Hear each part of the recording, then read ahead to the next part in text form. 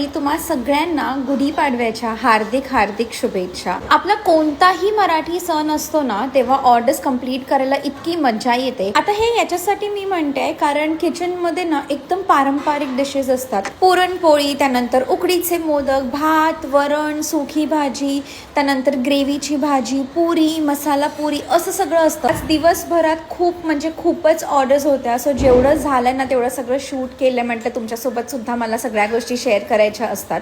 So हे वाले mini trays होते, याच्यामध्ये आपलं पारंपरिक मसाले भात, घरी बनवलेलं श्रीखंड आणि मसाला पुरी असं होतं।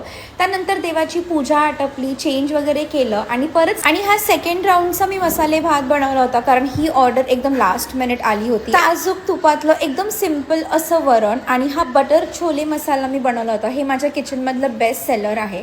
एका कस्टमरला ना साधी पुरी पण हवी होती आणि मसाला पुरी तर असते। त्यांना मी हे श्रीखंड सुद्धा दिलं होतं कॉम्प्लिमेंटरी, म्हणजे त्यांना टेस्ट करता येईल। ही प्लेट आहे आपल्या घरच्या नैवेद्यासाठी मी तयार केलेली आणि सगळ्या गडबडीमध्ये आमरस राहून गेला। थोडेफार रील्स वगैरे बनवले आणि असा होता आजचा माझा फर्स्ट हाफ। बाय।